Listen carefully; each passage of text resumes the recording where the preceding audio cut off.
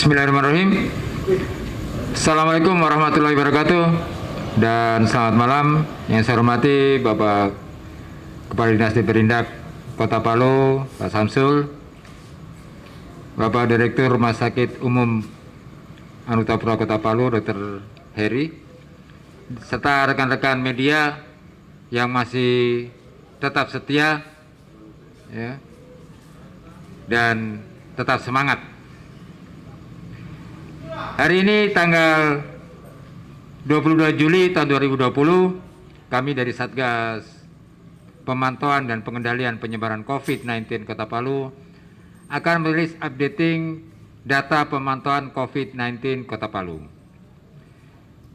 Untuk kasus pelaku perjalanan, hari ini dilaporkan ada 85 kasus baru dan yang telah selesai dilakukan pemantauan 14 hari, total sejumlah 3.356 kasus.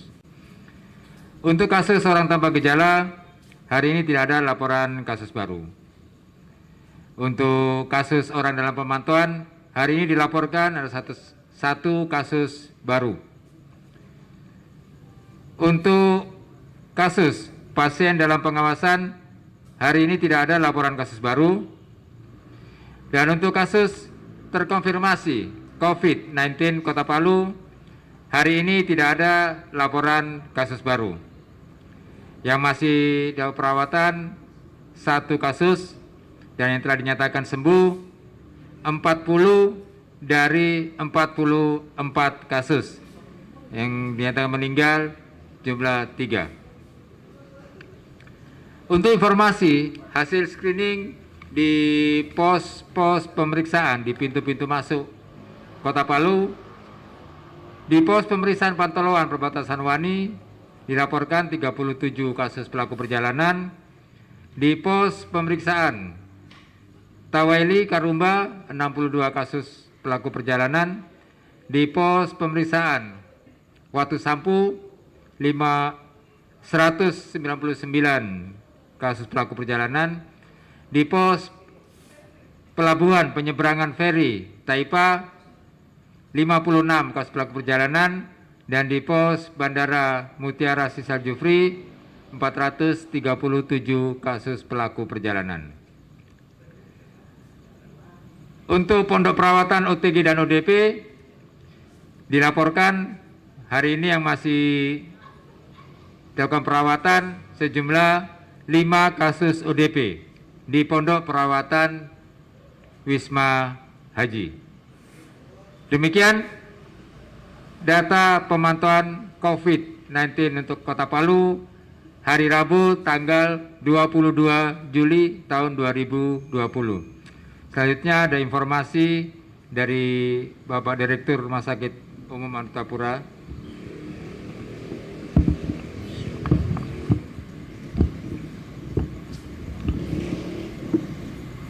Assalamualaikum warahmatullahi wabarakatuh. Selamat malam, salam sejahtera buat kita semua. Yang saya hormati Bapak Kadis Perindak Kota Palu, Kepala Ketua Tim Surveillance Dinas Kesehatan Kota Palu.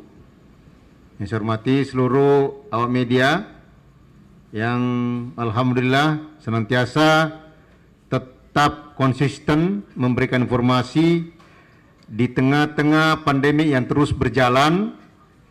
Kalau di Kota Palu mungkin orang bisa melihat suasana cukup lega, tetapi ingat bahwa ketambahan COVID-19 di daerah lain secara keseluruhan 1.000 lebih, hampir setiap hari.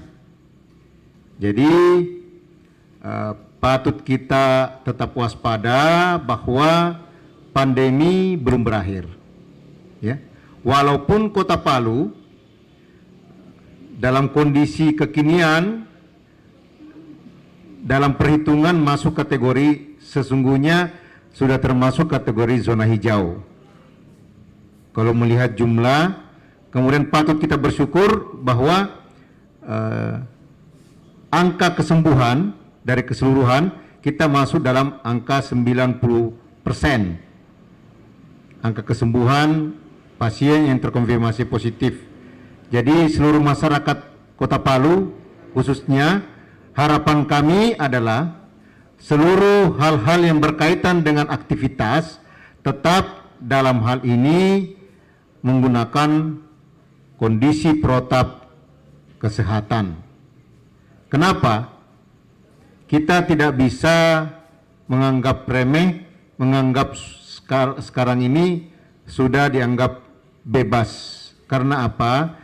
Riwayat perjalanan dari daerah-daerah yang terpapar masih terus berlangsung ke Kota Palu.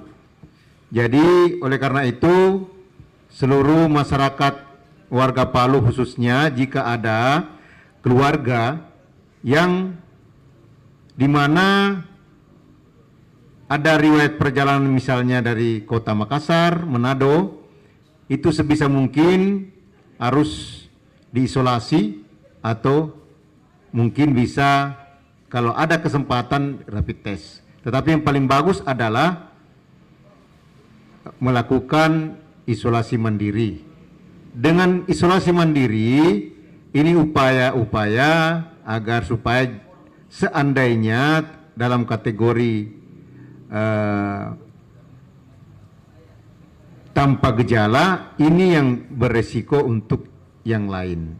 Sehingga kita semua harus hadir, harus paham bahwa pandemi ini bagian yang betul-betul ada. Jangan kita ada istilah mempercaya hoax. Ya. Mempercaya hoax inilah yang kadang-kadang kita lengah menganggap bahwa sesungguhnya COVID-19 itu tidak berbahaya. Apa yang terjadi di Makassar menurut Bapak Gubernur itu ada pemahaman sebagian masyarakat bahwa COVID ini tidak berbahaya, COVID ini tidak mematikan, COVID ini sebenarnya tidak ada. Bahkan ada yang lebih sadis lagi, bahwa rumah sakit lah yang memvonis orang walaupun dia tidak positif dianggap COVID, walaupun pasien itu biasa saja dianggap pasien COVID.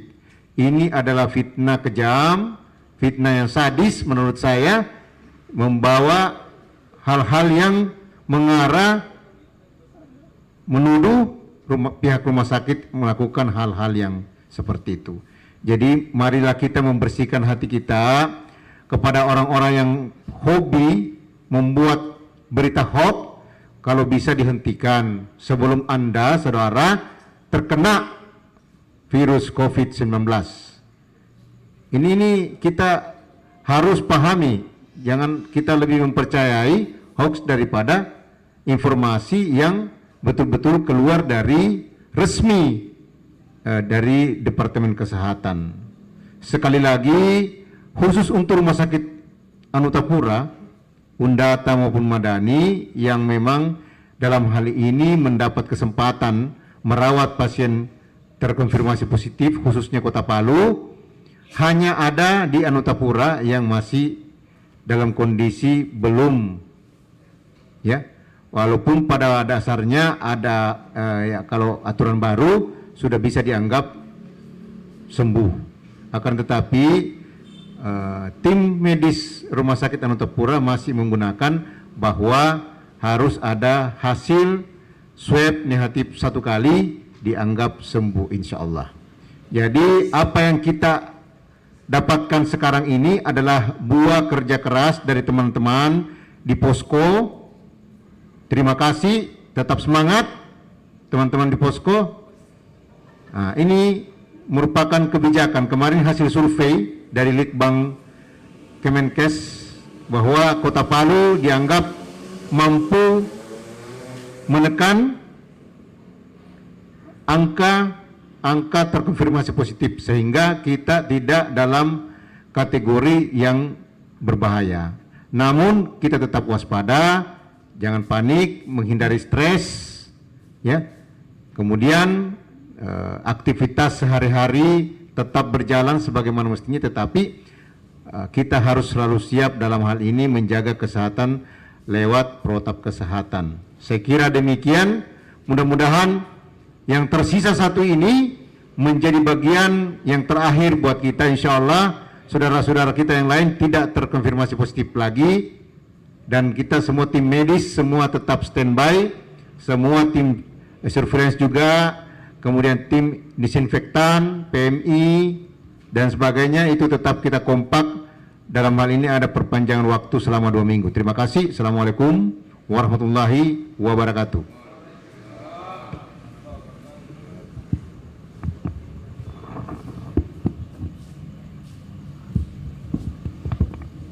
Baik, terima kasih.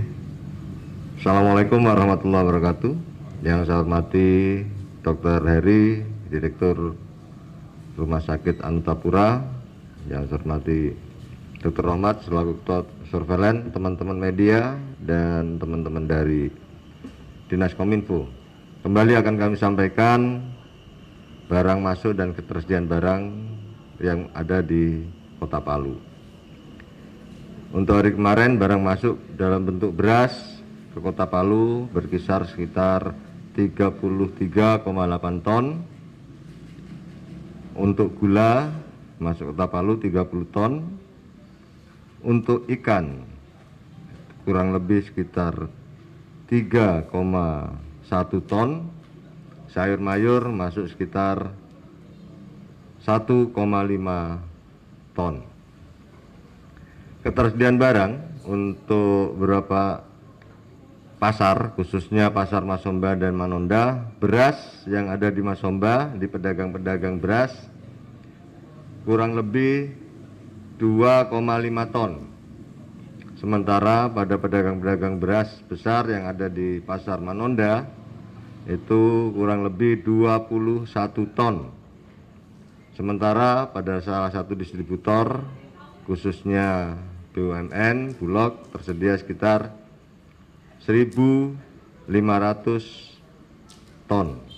Untuk gula di 2 pasar tersedia sekitar 13 ton. Dengan harga untuk gula saat ini berkisar 12.500 sampai dengan 15 untuk di pengecer. Sementara untuk beras 9,5 sampai dengan 12,5. Untuk telur di 2 pasar berkisar antara 35 sampai 60. Demikian pula dengan minyak goreng itu sekitar 12 sampai dengan 14,5. Tambahan kepada para pedagang dan konsumen yang melakukan transaksi di dalam pasar-pasar tradisional, seperti yang disampaikan, kondisi Palu sampai sekarang masih dalam keadaan normal dan masih tersisa 1. Kami berharap kondisi ini terus berjalan dengan baik dan tidak terjadi lonjakan-lonjakan terkait dengan penderita ataupun terkonfirmasi positif, khususnya yang merupakan kejadiannya di pasar-pasar tradisional. Kita berharap dengan penggunaan masker antara penjual dan pembeli, maka kita mencoba untuk mencegah penularan COVID-19 melalui pasar-pasar tradisional. Saya kira itu yang dapat kami sampaikan, lebih kurangnya mohon maaf. Wassalamualaikum warahmatullahi wabarakatuh.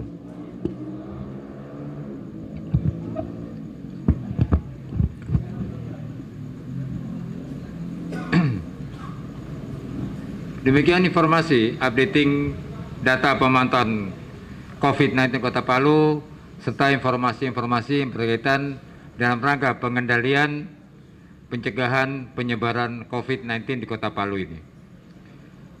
Sekali lagi untuk seluruh masyarakat Kota Palu, mari tetap disiplin dalam menjalankan protokol kesehatan untuk mencegah penularan COVID-19 di Kota Palu ini.